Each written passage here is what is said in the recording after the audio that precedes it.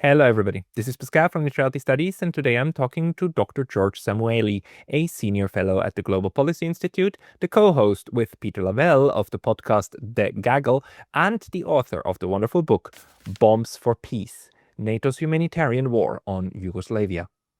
The horrible consequences of that war, not only for Yugoslavia, Serbia, and all the other successor states, but also the entire transatlantic foreign policy, is what we want to discuss today. So, George, welcome.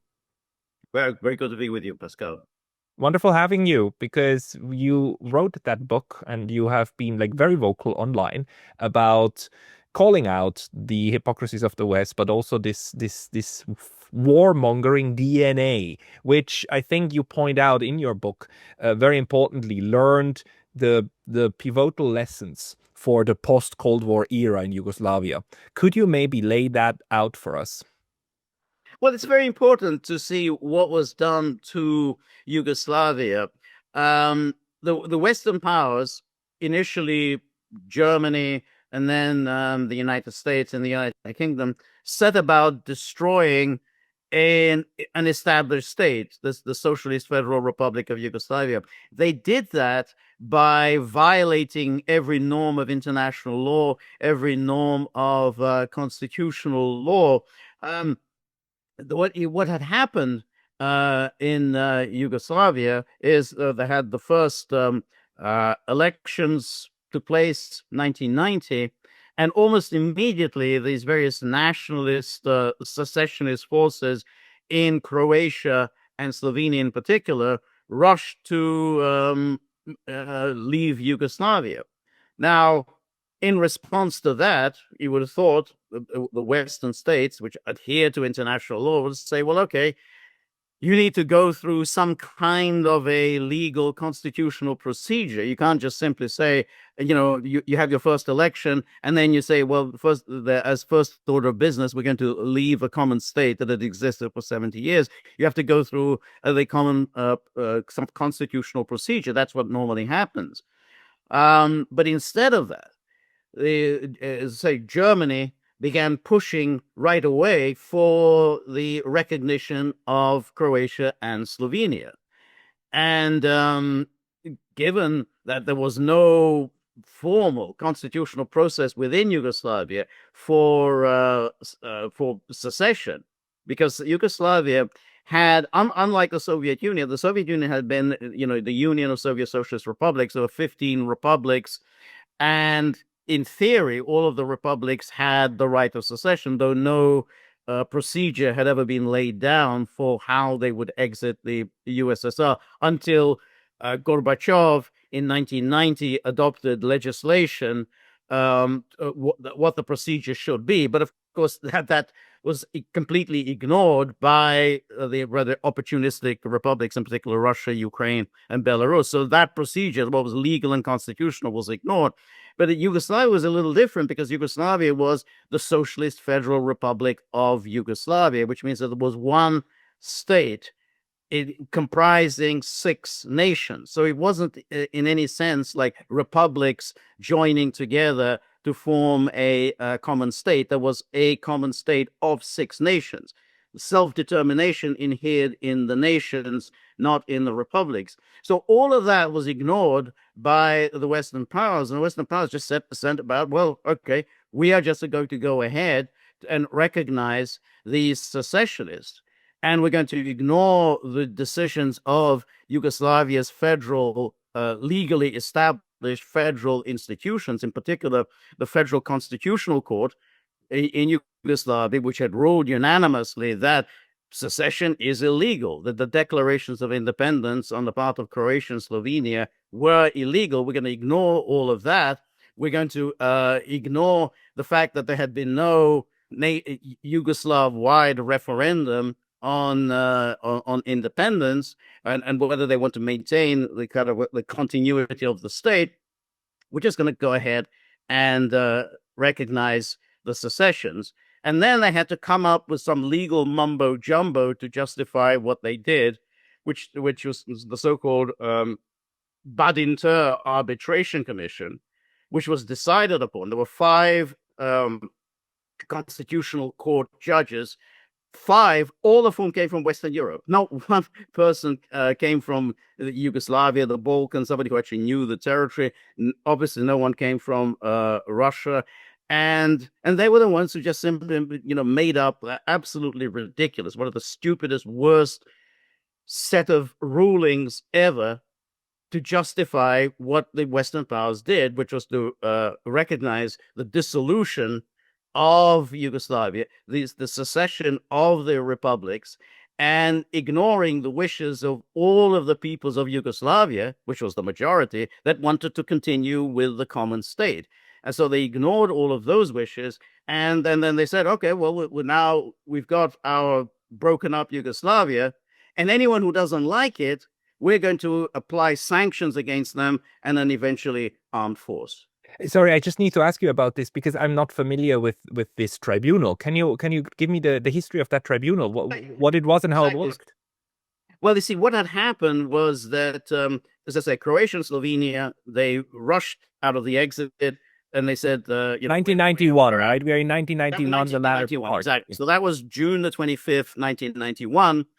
And then the European Community, it was still called the EC at the time, stepped up and said, okay, what we'll do is we will hold something called an international conference on the former Yugoslavia to decide what to do. But then they, of course, cheated on how they went about doing this, because, of course, they ignored all of the federal Yugoslav institutions, like the Yugoslav presidency.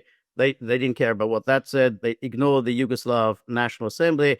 They ignored the Yugoslav Constitutional Court. We will only listen to the presidents of the republics.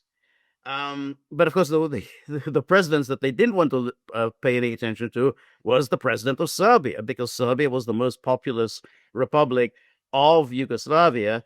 And so they had to ignore the wishes of the Serbs and the Serbs' allies, the Montenegrins, and pay attention largely to the secessionists. Now, what this International Conference for the former Yugoslavia did was they said, okay, well, this is all very vexing. What we'll do is we will set up an arbitration commission. But it didn't really work as in any sense an arbitration commission. And so because it wasn't like the one side presented its case, another side presented its case, and then an arbitrator tries to resolve the disputes. Yeah. May I just interject that? May I just interject, because usually how arbitration works, if you do it in front of one of the arbitration courts, is that one side appoints one judge, the other side's another judge, and the two judges then appoint a third judge, and the ruling of that thing then holds as an arbitration if you have an arbitration agreement in the first place. So that was not what happened. No, you're absolutely right. You're absolutely right in what you just pointed out, because what happened was that they said, okay, we'll have this arbitration commission. We'll have 5 judges. 3 of the judges we will appoint ourselves, the European Community. We will appoint those 3 judges. And then they say, we'll turn around and say, go to the Yugoslavs and say, well, you appoint 2 of the judges. They couldn't agree among themselves. So then the 3 judges said, okay, well, we will appoint the remaining 2. And so what you got was 5 judges, all of whom came from, they were all basically presidents of the constitutional courts in Western Europe. You had Badinter himself, who's the head of the commission. He was the president of the French Constitutional Court. You had the head of the German Constitutional Court, the Spanish Constitutional Court, the Italian Constitutional Court. They were the ones who ultimately made the decision. But then they went even further, because, Serbia, which basically led the group that wanted to keep Yugoslavia together, they formulated a set of questions to the arbitrators. But then that was rewritten, completely recast by the president of this International Conference for the former Yugoslavia. Well, it wasn't called former, International Conference on Yugoslavia, which was Lord Carrington. And so Carrington recast these questions. So it's like you didn't even, the party didn't even get to present its issues. Carrington recast it in a way to get the desired answer. And why it's the desired answer? Because Germany had already made clear, this is December 1991. By then, Germany had already cleared, I don't care what decision you come to, we are going to recognize Croatia and Slovenia. I mean, they had already said this. So therefore, this Badinter Commission was already working on this deadline set by Germany, which is they had to come up with some legal findings that would justify what Germany intended to do, because there was no legal justification for recognizing secession. I mean, it's just simply against international law. But Germany said it was going to do it, so Badinter had to come up with a convoluted, nonsensical legal reasoning to justify this. But I mean, shouldn't at least the Spanish constitutional judge have like opined against this? Because Spain is also in this precarious situation where you have like these different parts that would like to go, but you can't. But the constitution has a clause that says if all of Spain says like yes, you can go, then you're allowed to leave. You would have thought that's exactly, but they decided, I guess, so that well, Yugoslavia is kind of inferior peoples, the Balkans, and so what's good for Spain, because Spain doesn't recognize the right of anybody to secede from Spain, but what's may apply for Spain or what may apply for France doesn't apply to Yugoslavia. And so they came up with these findings. And the most important finding was that, well, Yugoslavia is no longer a state in existence. It's a state in dissolution. So because it's a state in dissolution, the republics that want to secede aren't really seceding. They are just simply acknowledging reality that it's a state in dissolution. But of course, he had no evidence for this. I mean, it wasn't a state in dissolution. I mean, it was the state institutions, all of which existed. He was just going around in circles by saying, well, since Croatia and Slovenia want to exit, therefore it must be a state in dissolution, and therefore, since it's a state in dissolution, it doesn't, it doesn't require any kind of support. And so that was the most important finding. And then they said, okay, well, the other finding was that these administrative boundaries were to become international frontiers. This is, of course, very, very ridiculous, because, in other words, there was to be no negotiation at all among the peoples of Yugoslavia, as that hey, these were administrative boundaries that was fine as long as they existed a common state. But how can they be international frontiers? Because now you're going to find, one nation was here, and then it's another nation across the administrative border. Now they become citizens of another state, and so you kind of basically you're stripping people of their nationality, of their statehood. And so, but they said, oh well, these would just simply recognize these are international frontiers. We can't mess around with them. And that again showed its hypocrisy, because these boundaries were drawn up by the communists. They were drawn up in World War II by Tito's partisans. So they recognized that those are immutable, but they didn't recognize any of the institutions of Yugoslavia. As I say, Yugoslavia's constitutional court had made very definitive rulings saying secession is illegal. There's no procedure at all within the Yugoslav constitution for states just to simply pack up and leave. They ignored all of that, but they declare, oh, well, these boundaries drawn up by the communists in 1943, they are supposedly valid 50 years later. It's quite fantastic. I mean, the hypocrisy on the one hand, and also just the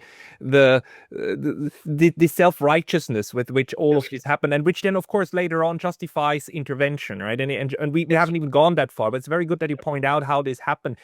But can we go even one step further back? Because 1991 is the year after the Soviet Union finally. Wait, sorry, the Soviet Union. Well, it's happening at the same time. It's the same time. Yeah. But the crucial steps for the dissolution of the Soviet Union, for the secessionism of the Soviet Union, happened the year prior, right? In summer of 1990, and Bush's speech in Ukraine to the Rada, saying like, please don't secede because it's very dangerous. And then it happened anyhow. So the forces that did this, also this idea of like we need to preemptively recognize anything that the Croats and the Slovenes and so on say. Where did that come from? Was it influenced by this process in the Soviet Union? I think that the Western powers saw this as a once-in-a-lifetime opportunity to break up the Soviet Union and to break up Yugoslavia. Yugoslavia, they took to be a kind of a stand-in for the Soviet Union, and it was like a mini Soviet Union located in Europe that could possibly be a problem for the kind of the Western goal of the NATOization of the entirety of the European continent, because Yugoslavia had built up a certain legitimacy as an independent communist state. The Tito had, come to power. I mean, obviously, he'd come to power with the help of the Red Army in World War II, but nonetheless, they had a falling out. The Soviet Union and Yugoslavia had a falling out. And since that falling out, the relations had improved. Yugoslavia did chart an independent course and had,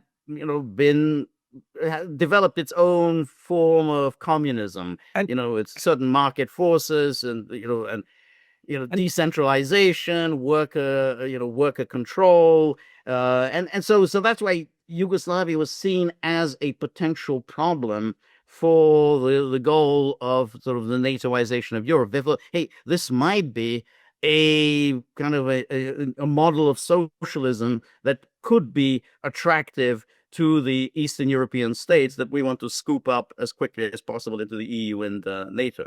And it was also a champion of the non-aligned movement. It was a champion of the precursor to today's like Global South, BRICS, and so on movement. It's one of the, Tito was right. the European.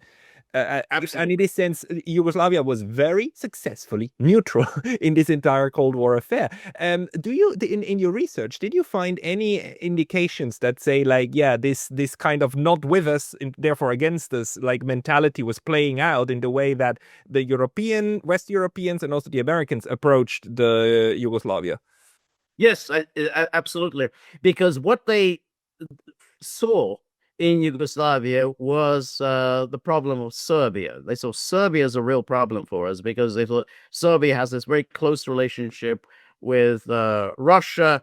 They, obviously historically, linguistically, culturally, the church and everything that's they connected with Russia, and the president of Serbia was Slobodan Milosevic. Slobodan Milosevic was seen as an inheritor of the communist system. He came up within the communist system, as did the other leaders in Yugoslavia. But unlike them, he really wasn't willing to discard everything of communism. And so he almost immediately became this demonized figure. He emerges in 1987, and then you can see really how the Western media were apoplectic. They liked all these kind of new kinds of leaders that were emerging in the rest of Eastern Europe, who basically just wanted to throw in their lot with the West. But Milosevic was kind of saying, well, we will continue to chart our own independent, non-aligned course, just as you said. In other words, yeah, we will continue with that, in the future Yugoslavia. And then he really became this demonized figure in the Western media. And then the secessionists in the other republics were very clever. They said, hey, look, the West really has come to hate Milosevic. They don't like the Serbs. We don't like the Serbs. So we'll make our pitch to the Western powers and say, we are oppressed. We are under the thumb of the Serbs, and they're all communists, and we are trying to liberate ourselves from the communists. And that was a successful pitch. And then, they didn't, the Western powers were not particularly interested in looking into the background, particularly of the Croatian leader, Tudjman, who had openly espoused fascist ideas and, openly invited fascists to come to Croatia. What they heard was, this talk about how the Serbs are communists, they're pro-Soviet, and they want to, subjugate us to this communist yoke. Because if you look through the media reporting, the late 80s through 1991, it's all about how the Serbs, the communists, they want to reimpose totalitarianism on the rest of the people of Yugoslavia. It's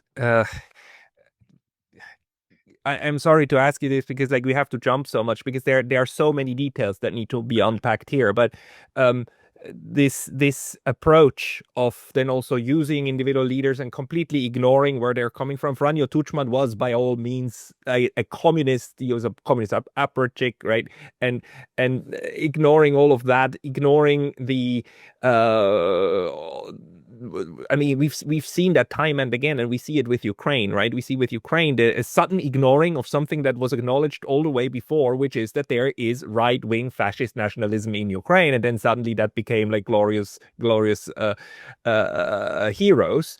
I had though one more guest on my show, David Gibbs, who also pointed out that the entire Yugoslav affair, while it was developing, and it was developing inside a very very turbulent time, the 1991, 92, and so it did have a precursor. And he said Afghanistan, the way the United States fomented and made a war in Afghanistan, all but inevitable, was something that later came to be implemented also in Yugoslavia, in the way that you work with these different rebel factions and thereby then weaken the adversary. From your research, would you support that analysis? I think so. I mean, there's a certain timeline that you have to go through. So we start with Croatia. This is 1991. Now, Tuđman, yes, he had been a communist, but he'd had a falling out with the communists. He had been imprisoned by Tito in 1970 as part of the whole Croatian Spring, which was the revival of Croatian nationalism. Now, that's a serious business when you start reviving Croatian nationalism, particularly everybody, the Serbs in particular, remember the horrors of the fascist state during World War II. Tuđman was very much associated with that. And for instance, the kind of veteran journalist, British journalist Nora Beloff, real expert on the Balkans, she wrote, I think around about 1991, when no one was really paying attention to this, it says, look, I met Tuđman in 1980. And the thing that struck me right away when I met him, this is 1980, still communist era, he hated the Serbs. He had a pathological, obsessive hatred of the Serbs. So everything that we're seeing now in 1990, 1991 in Croatia is a direct result of Tuđman and the people around Tuđman and their absolute loathing of the Serbs and their determination to basically get rid of the Serbs of Croatia and anything that was distinctively Serb about Croatia.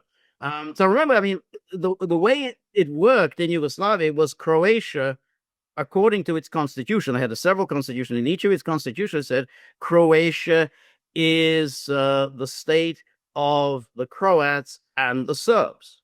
That it wasn't just that, oh, it's the state of the Croats and they're the Serb minorities or whatever. It is a joint state of the Croats and the Serbs. Tuđman, first thing he does, he changes the constitution and says it's just the state of the Croats. The Serbs have become a minority. And so by being a minority, then essentially he can start making these decisions, constitutional decisions, such as, holding a referendum on independence, which the Serbs had opposed, by saying, well, we've now changed the constitution. We don't need to pay any attention to what the Serb minority has to say. So that's 1991. 1992, we get the situation in Bosnia and Herzegovina, where you have this kind of Islamist figure. Also, he had been in prison. This is Alija Izetbegović. He had been in prison. He was in prison after World War II for collaborating with the Nazis. But then he was in prison during Yugoslav time over, also for his Islamism. And then you have the sort of the Western propaganda system that goes and tells us, well, Izetbegović, he's very secular. He's a secular Muslim. He wasn't anything of the sort. I mean, you just look through his writings. He wrote prodigiously about Islamism and how Islam is incompatible with the West and so on. He was an Islamist. So the Western media, just as with Tuđman, it minimized, all of Tuđman's sort of fascist sympathies, his Serbophobia. So they presented Izetbegović as some kind of a secular Muslim. But I think what just in terms of the division of labor, Croatia and Slovenia were kind of German projects. Bosnia and Herzegovina was an American project. And so the Americans decided, well, we want to promote Izetbegović as a kind of moderate secular Muslim. the kind of Muslim we like. These are the sort of like the Muslims in Turkey. That was still before. This is before the Erdogan era. So we the kind of secular, pro-Western, pro-NATO.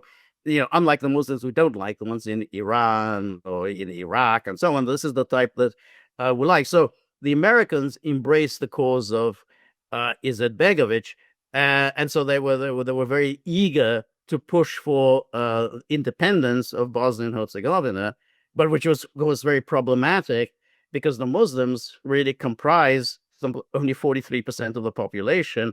The Serbs were about 33%, and then the rest were Croats. So they had to ignore the demography of Bosnia and Herzegovina and still push for independence, knowing, and they knew this perfectly well, that the Serbs would simply not accept it because they said, we have national self-determination. We want to remain a part of Yugoslavia. Why should we be pushed out of Yugoslavia on account of Izetbegovic? And we certainly don't want to be ruled by, somebody who's, an Islamist. And so the Serbs in Bosnia and Herzegovina said, well, we want out. We want to remain a part of Yugoslavia. They were, of course, absolutely ferociously denounced by the Western powers and were quickly put under sanction. And eventually they were bombed in 1994 and 1995. Did anyone ever ask the Croats in Bosnia and Herzegovina? Because I do remember visiting a Croat friend in Herzegovina, and he showed me up in the hill the little cave where for 150 years they were practicing hidden Catholicism because it was forbidden under the Ottoman Empire and the occupation. So did anyone ask the Croats? Because at the end of the day, it would have been better to stick with Yugoslavia if push came to shove. It would have been, absolutely would have been. But the problem was that Croatia had made its exit. Once Croatia had made its exit out of Yugoslavia, the Croats of Bosnia and Herzegovina said, okay, we want to join them. We want to be a part of this, of the Croatian state. So they did support this, the independence because they held a referendum stipulated by Badinter, so that there be a referendum in Bosnia and Herzegovina. So that Badinter made very sure that there wouldn't be a nationwide Yugoslav-wide referendum, but there'd be referendums in the individual republics. Now, that referendum in Bosnia and Herzegovina, that was boycotted by the Serbs because they said violates the constitution of Bosnia and Herzegovina, which is you can't have any constitutional change that is opposed by one of the three constituent nations. There are three constituent nations of Bosnia and Herzegovina. The Serbs are opposed to it. It's one constituent nation. You can't have a constitution. It's a violation. You can't have a referendum. That's a violation of the constitution. Nonetheless, they went ahead with the referendum. Badinter cared nothing about the constitution. Now, the Croats did support this because they saw this as independence of Bosnia was step one. Step two, they would secede from the independent state of Bosnia and join with Croatia. But even in Badinter's own terms, there wasn't a sufficient vote, even with the Serbs taking no part, boycotting this referendum. Even with that, they didn't get the 2/3 vote that was necessary for the secession of Bosnia and Herzegovina to be recognized. But nonetheless, they said, okay, that's it. That's good enough for us. We recognize it. But then, well, this is another one of Badinter's findings. They refused to accept the core Yugoslavia as the remaining state of Yugoslavia. In other words, like when the Soviet Union dissolves, Russia is the successor state to the Soviet Union. They said, no, we're not going to recognize this core Yugoslavia that wants to remain Yugoslavia, which was at that time Serbia and Montenegro. It's a brand new state. You're going to have to reapply for membership to the United Nations.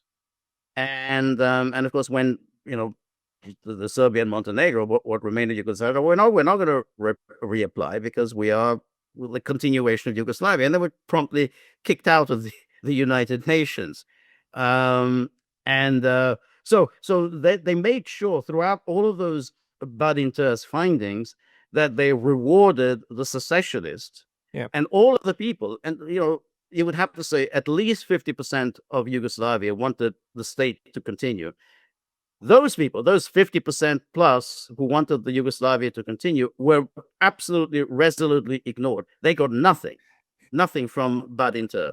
And of course it continued, and it continues until today, this arbitrariness. Because if you look at Kosovo today, the main grievance at the moment of the Serb minority in Kosovo is that they want out. They want to join Serbia, but they're not given the minority right to actually do that, because within Kosovo they're now told that no, you have to comply with your own constitution. Secessionism is illegal in Kosovo. Although when it comes to Kosovo, we don't recognize that Serbia says secessionism is illegal, and they just do that, and within the same breath they do it. And so this is a 30-year history of just arbitrarily setting who we give power and who we don't, and therefore swallow it and be quiet. And by the way, now Kosovo, you're going to have the largest NATO base in the Balkans, and it will continue. Thank you very much. Exactly, and that's really very interesting, because you have the Badinter's findings. They said, okay, the successor states to Yugoslavia are the republics. So that, the six republics here: Serbia, Montenegro, Bosnia and Herzegovina, Croatia, and Macedonia. So those would be the successors, and no changes in those administrative borders. They're now international frontiers. But then they turned around and changed their position on Serbia. Said, well, yeah, actually, Kosovo, which at that time was sort of accepted as part of Serbia. Oh, Kosovo can apparently secede from Serbia. So they suddenly said, oh, Kosovo can do it. Kosovo secede. Now, but not the Serbs in Kosovo, not the Serbs, because good secessionists, bad secessionists. That's right. So Kosovo, they can just take, that province of Kosovo, they can secede. But what about the Serbs, the Serb minority in Kosovo? No, they don't have self-determination, but Kosovo is over there. But what is the basis of that? Because what they call Kosovo is just a province inhabited by Albanians. Now, Albanians already have their own state. So what exactly is the legal basis for the Albanian state? I mean, there's no such nation as the Kosovars. I mean, the media may say it repeats about Kosovars. There's no such people. So there already exists an Albanian state, which is why under the constitution of Yugoslavia, the Albanians of Yugoslavia were deemed a national minority, not a constituent nation, because their national aspirations had already been fulfilled in the state of Albania. So they say, okay, well, Kosovo exists as a state, so we're going to give this to the Albanians. But what about the Serbs, who after all are, were a constituent nation of Yugoslavia? They have their state Serbia. Why are they unable to join the state of Serbia? No, we can't do it. You have to stay in this Albanian dominated, but now deemed a state. Do you have an answer for that? I mean, an answer based upon the geostrategic thinking of the West. I mean, wouldn't it be easier to get rid of the Serbia problem by just letting them rejoin Serbia and therefore have a 100% lovely and Western abiding Kosovo left? Well, I think they went out of their way to humiliate the Serbs as much as possible. And I think they would also think that if they were to do that, then that would give ideas, which is still, and that's a problem for them at the moment, that the Serbs in the Republika Srpska in Bosnia and Herzegovina, they would want out, and they obviously do want out. They would want to join Serbia.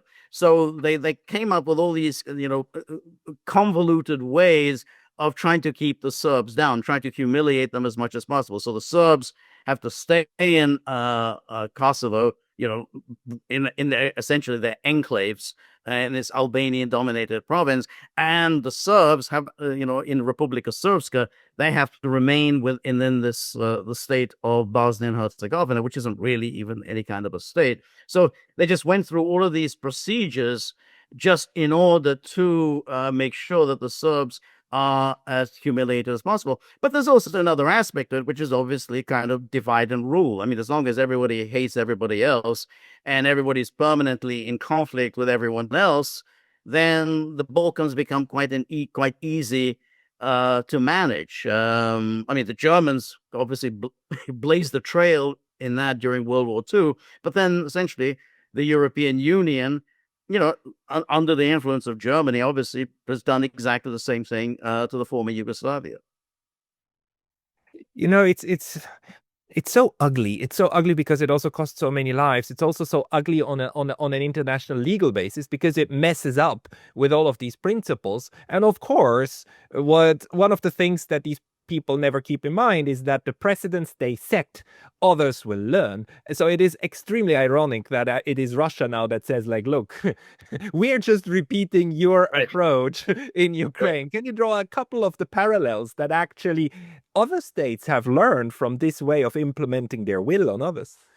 Well, that was it, because in the case of Russia, they in fact said at the time that the West rushed to recognize Kosovo in 2008. Well, we're going to learn from this, and they went ahead. In the case of Crimea in 2014, they said, well, we'll have a referendum. I mean, they actually didn't have a referendum in Kosovo. They just recognized a declaration by the Kosovo parliament, but they had a referendum in Crimea, and of course the West howled, "Oh, this is illegal! This is illegal! This is a part of Ukraine."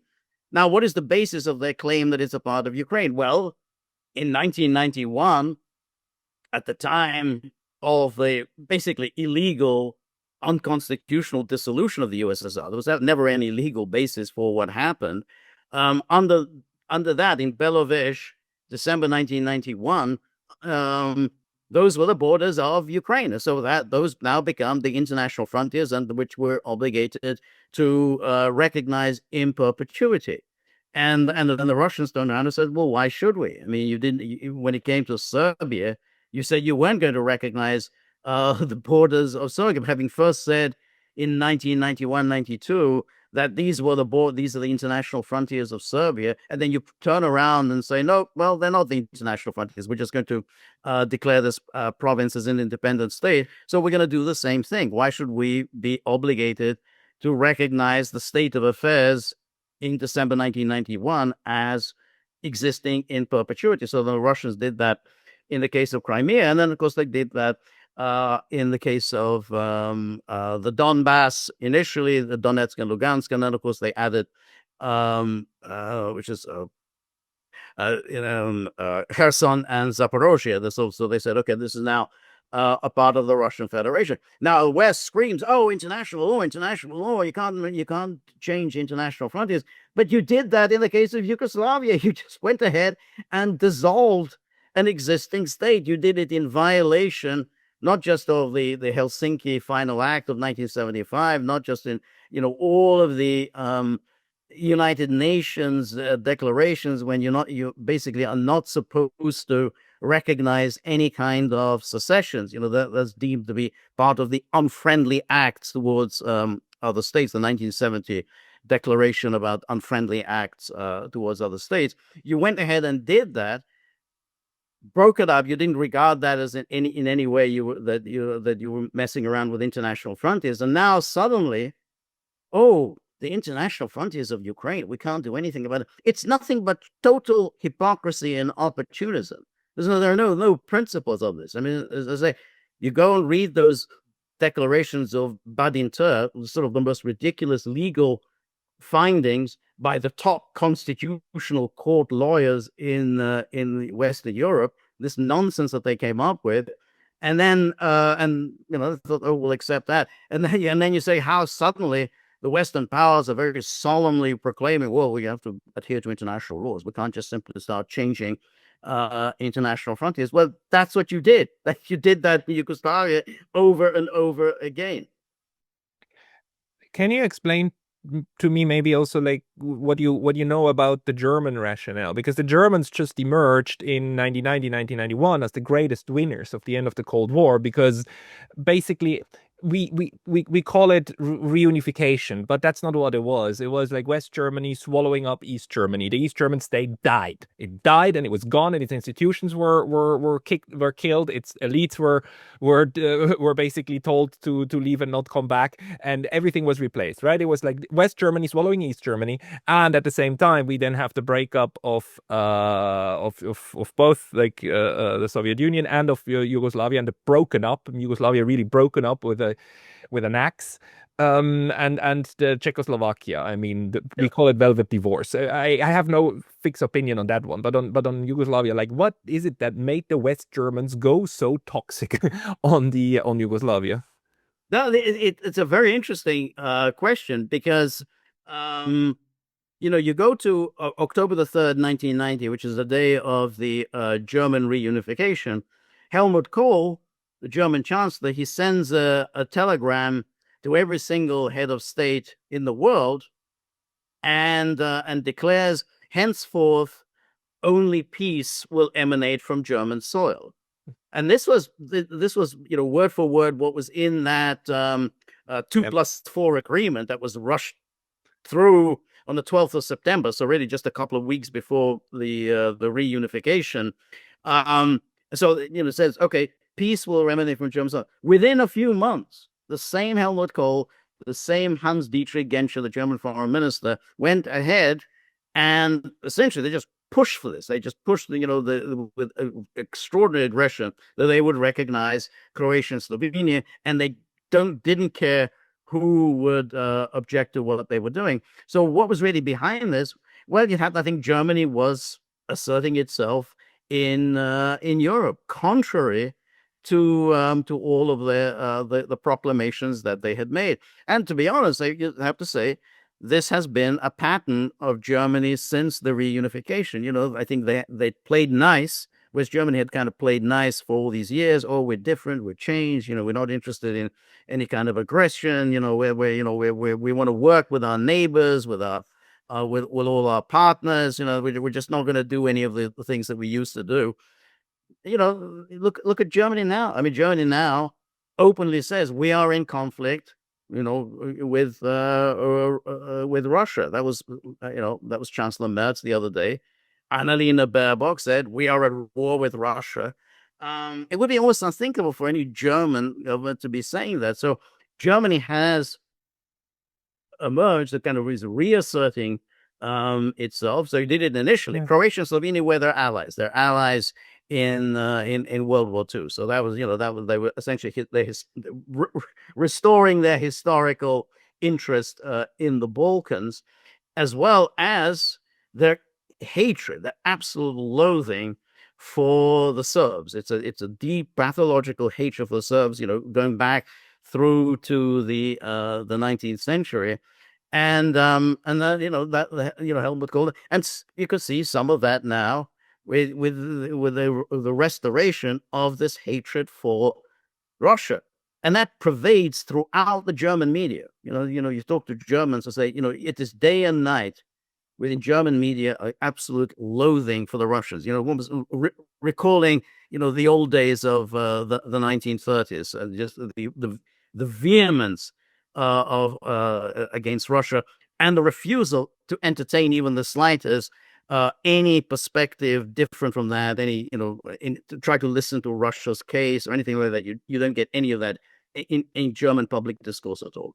Yeah, and let's not forget all of these other hypocrisies, and they need to be called out because they are kind of a national schizophrenia, right? Also, the good Muslims versus bad Muslims game of Germany, when it said never again, it meant never again against people who we like. That's right. Never. Exactly. I mean, no genocide without Germany. I mean, that's one of the baselines of Europe, right? So currently, the genocide on the Muslim population, on the Gaza population, the Palestinian population, because they're not just Muslims, they're also Christians and Druze and others. That's one of them. And then, of course, like at the same time, while justifying the genocide down there, you cry wolf about what China is doing to its Muslim minority in Xinjiang. It's like it just blows you up, but it shows you that it's all of these speech acts, all of these moral speech acts are purely geostrategic, not geostrategic. They are purely like national interest based on who you want to hate and who not. Absolutely, absolutely. Obviously you have the Palestinians that don't care at all. We have a special relationship with Israel because of our history. So that means you sign on to every kind of horrific slaughter, atrocity. You don't care about because you have a special relationship with Israel, so they don't care about that. But they do care about the Chechens.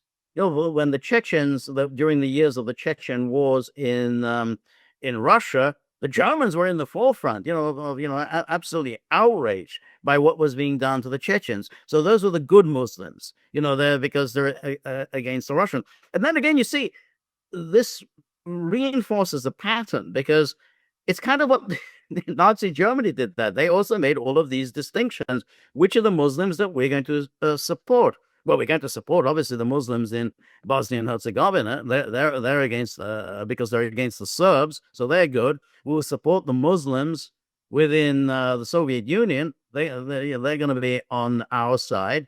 Quite like the Muslims in Turkey. So essentially, you just make these arbitrary decisions entirely according to whatever geopolitical game that you're playing. You're right, they're geostrategic because you don't even see how exactly Germany does well out of this. But what Germany is doing now, which is quite smart, and they've learned their lesson from history, is don't get isolated. Always stick with the pack. That's the big mistake I thought we did in World War I, World War II. We were isolated. So this time, you stick with the pack. Above all, make sure that you've got the Jews on your side. Don't go against that. That's always a bad idea. Make sure you're with the United States and the UK. So as long as you're part of the majority, then you can pretty much do whatever you want. And so that's why Germany is perfectly happy to continue with the slaughter, funding the slaughter in Palestine, arming Israel, and basically it just gets away with it by saying, "Oh, we have this special relationship. We have to support Israel because of something or other." Totally made up argument, because that wasn't the view of Germany in the 1970s.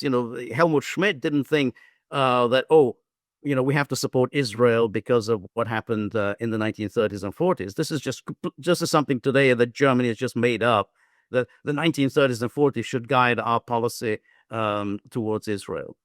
Yeah, a lot of these concepts are made up and conjured out of thin air, and then you claim that it always was like that. And you, especially the speech act, the repeated speech acts, the ones that drill it into the mind of the people. Like, let's say another example, the rules-based international order. They make it sound as if though that terminology had been around ever since 1945.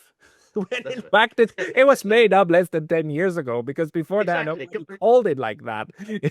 This is just another way of like justifying arbitrary approaches to international law. That's right. It is actually quite extraordinary that they do this. They make up this the rules-based order, and to the unsuspecting observer, he said, "Well, that sounds good. That somehow, yeah, that's how we in the West like to think of ourselves. Yeah, we believe in rules, we believe in order, we believe in a civilized way of resolving disputes." Except when you start looking at historical examples, that's exactly the opposite of what you did in Yugoslavia. You consistently disobeyed all the rules. You broke all the rules, and you just went ahead, rushed through a totally destructive policy guaranteed to end in war. But somehow this is how the West wants to think of itself. Another interesting example, I guess, when we talk about Germany is like, we have the International Criminal Tribunal for the former Yugoslavia, totally nonsensical entity that was created in 1993 by the UN Security Council. Russia, unfortunately, was kind of absent without leave at the time and supported this. And then, of course, they've basically been sending Serbs, pretty much all the entirety of the Serb leadership, to prison, life sentences. I mean, life sentences are the norm, when the Serb leaders are all serving life sentences. They serve 25 years, ask for clemency. Nope, no clemency. And of course, this is a much harsher treatment than anything that was meted out to the Germans after World War II. Now, leave aside the first Nuremberg trial and the major Nazi leaders who were executed. But not all of them. Some were acquitted. No one gets acquitted at the ICTY. But some were acquitted. And then you have somebody like Albert Speer, who, as armaments minister, was definitely involved in war crimes. He got 20 years and then lived on another 20 years in retirement, had a very comfortable life, writing books, giving interviews, and so on. And then not to mention, lower level Nazis, SS, and so on, who didn't do anything. I mean, there were nothing would ever happen to them in post-war West Germany. But now the Germans, they go around arresting Serbs. They can go arrest a Serb, shove the Serb into prison for 40 years. 40 years, for, crimes that, pale in comparison to anything that the Nazis did. So again, the Germans present, whoa, we have to, because of our special past, we feel very strongly about war crimes. We feel we have to really, continue with this judicial process. On the others. The war crimes of those who are not on your side, those are the bad ones. You see it at the moment, how they care about one war crime when it comes to Russia, not about the other one. We see how they care about every single soul who died on 7th of October and not about a single one that's dying in the fire rates. So. That's right. That's it. That's exactly how you play the game. Yeah. Exactly that. But 7th of October. That's it. And every time they make speeches, it's always 7th of October, 7th of October, 7th of October. But what happened since then? I mean, however many died, or before, yeah, exactly, or before. That's always the case. That you never bring up anything that happened before. So it's like whenever people, to the extent that people talk about Yugoslavia today, they just pick on one event, Srebrenica. Oh, Srebrenica. As okay, that's in July 1995. So what about what happened before? When there was the 4 years that preceded Srebrenica. Well, no one wants to talk about that. Let's just pick one event, take it completely out of context, and then, of course, give a very distorted idea of what actually happened. But it's a way that you construct these stories, and then that tells you who the good guys are and who the bad guys are. So that's right. Nothing happens before 7th of October, nothing happens after. So we can just simply talk about the 7th of October. And we must just point out, George, I think that it is pure coincidence, historical coincidence, that we ourselves are always on the good side of history. It's pure coincidence. If we ever were not on the good side of history, we learn about that 200 years later, and then we kind of atone by putting email footers, recognizing the indigenous lands of these people and so on. 200 years later. May I just switch one more moment and go to this, how the West works, or how the mentality of this works, by just quoting you from your book, because you have a beautiful passage in the conclusion where you quote Tony Blair, where he said in 1999, NATO's success in Kosovo will be the biggest deterrent to tyrants the world over and the biggest rallying call for democracy. That is why, whatever it takes, we must succeed, and the policy of brutal savagery that is ethnic cleansing must fail and be seen to fail. Says Blair in 1999. It's so reminiscent to what we are hearing about Ukraine, isn't it? Like the ring to it, the tone. Can you speak to this? Right. No, that's right. And of course, what they did in 1999 was obviously completely illegal. It had the exact opposite effect of what they wanted. It was supposed to be humanitarian, but of course it was absolutely destructive and devastating. Supposedly they were trying to prevent war crimes. Then, according to the ICTY, that only increased war crimes. And then, of course, the flood of refugees, which supposedly provoked the bombing, the flood of refugees, of course, increased exponentially as a result of the bombing. But because Serbia was relatively easy to defeat, NATO and Tony Blair, they went in for a lot of self-congratulation. Well, fantastic, we did this. We won. We defeated. Not only did you win, you were like a boxer. You won the fight, but you get to feel that you're the good guy. And then that, of course, led. That, of course, was the hubris that led to the onslaught against Afghanistan, but of course Iraq really just a little more than 2 years later, because they thought, well, we're obviously the good guys. It's going to be pretty easy to defeat a much weakened Iraq. The Iraq had already been, after more than 10 years of sanctions, and then we'll get to have another opportunity to congratulate ourselves. We defeated the tyrant Saddam Hussein, and and everything else. But then, just as you say, what happens when this war goes wrong is you have, within a few years, a quick revision. Yeah, that was a mistake. It was probably, we shouldn't have done that. And so you think, what's the consensus now? Yeah, we probably should have given that one a miss. But nobody was saying it at the time. They said it because, hey, we've got to go in. We've got to go into Iraq. The people who were against the Iraq war were in a very small minority. Although these people are still proud of what they did, even if they say Iraq was a mess, they still say it's good that Saddam Hussein is gone, and we did, overall the good outcome was achieved, even though the instruments were messy. And if I ask these people who say, like, you cannot attack a sovereign nation, and I tell them, well, you attacked Iraq, didn't you? And it's like, oh, that's not the same. You cannot compare it. One is a dictatorship, the other one is a blooming democracy. They don't. I mean, and I tell them, look, but international law doesn't care about the political system. Then they usually reply, incomparable. He was about to kill millions in his own country, of 5 million. That's right. Well, that's exactly right. And those were the justifications that were being made at the time, during the arguments about the invasion of Iraq. And you say, hey, look, I was arguing, well, look, this is a sovereign nation. I mean, you look at the UN Charter. There's nothing in the UN Charter that says that non-democracies are, it's open season on them. You can attack a country that if you don't like its form of government. There's nothing in the UN Charter. It says all states, irrespective of their domestic arrangements. But then these people who make these fanciful extrapolations of international law, just as I was saying about the Badinter and then the International Criminal Tribunal for former Yugoslavia, they make this thing. Yeah, but the way international law has evolved is that certain states don't really have legitimacy.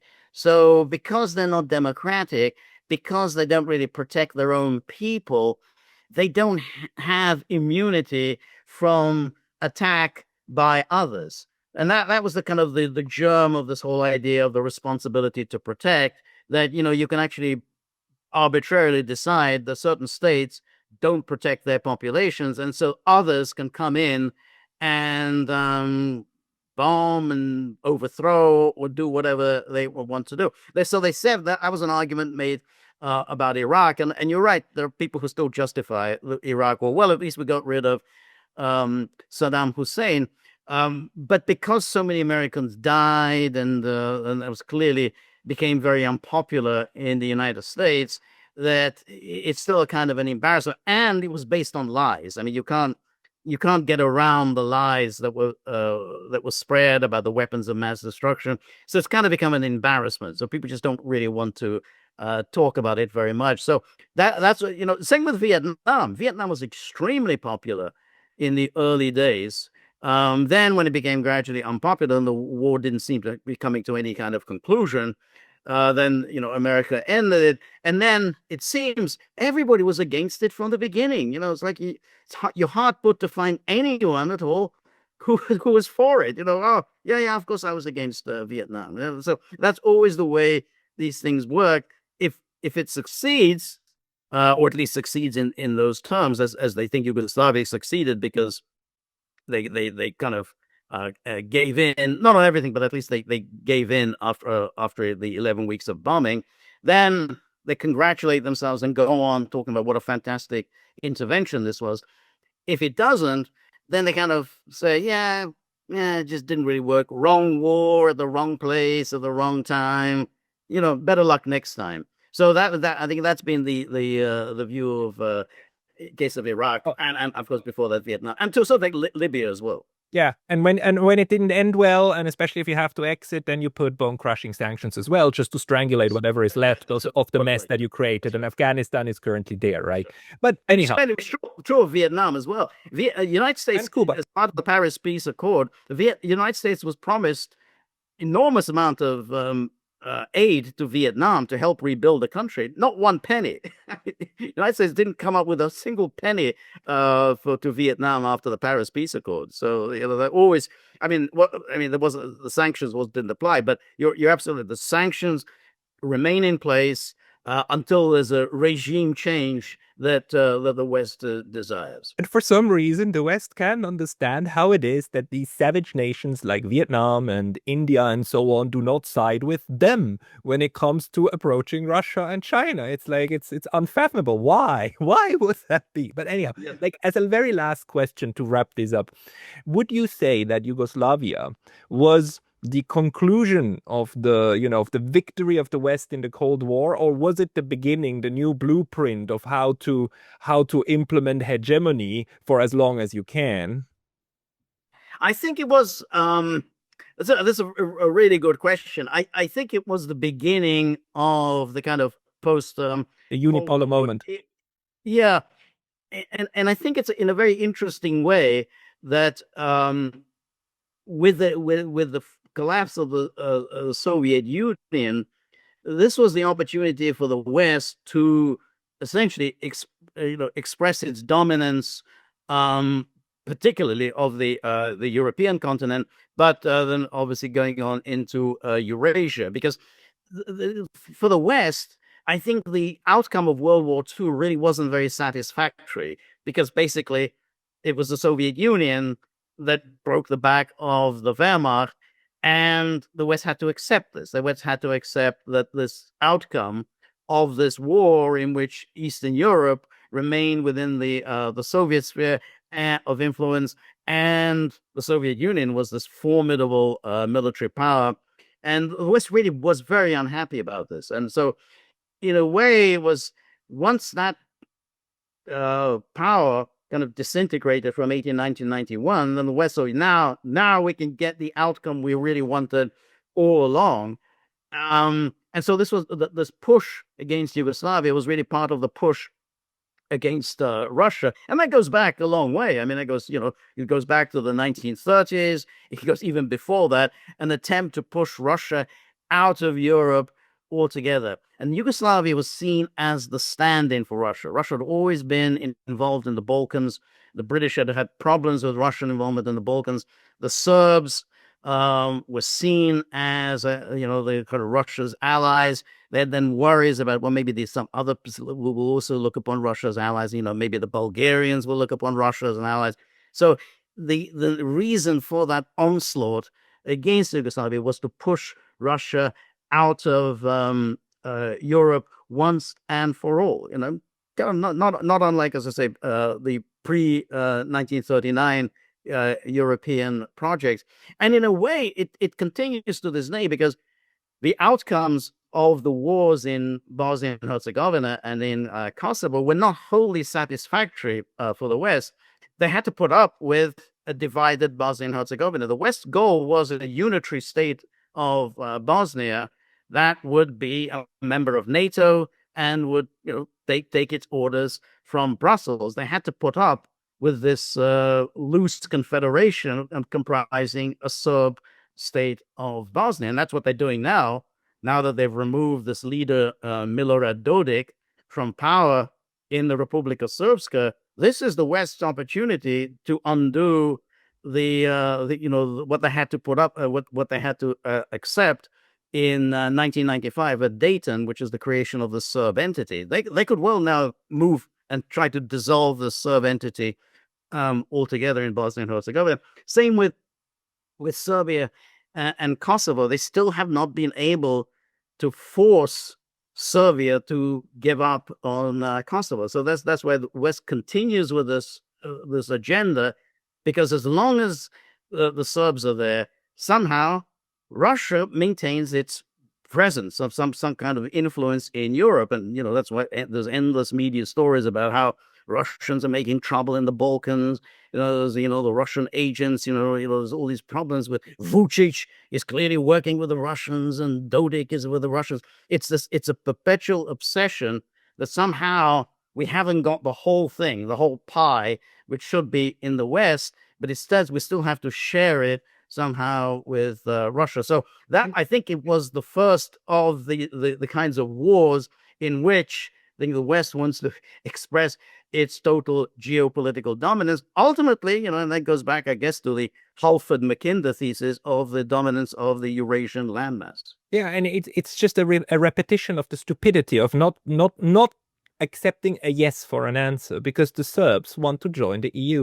The Serbs just also say we're not going to join NATO. They are saying we are military neutral. We are actually going to play with everybody. But that's not something those people can accept. It needs to be all for us and all against the other, or nothing, or you are yourself part of the problem. Exactly. And exactly, they tell the Serbs, you want to join the EU, and that's not going to happen. But that's the condition. They said you have to do two things. You have to accept the loss of Kosovo, completely wash your hands of Kosovo once and for all, accept that it's an independent state, and you have to cut yourself off from Russia. Impose sanctions on Russia. Cut off all trade with Russia. Those are the conditions if you want to join our club. And the Serbs just, they're not willing to do that.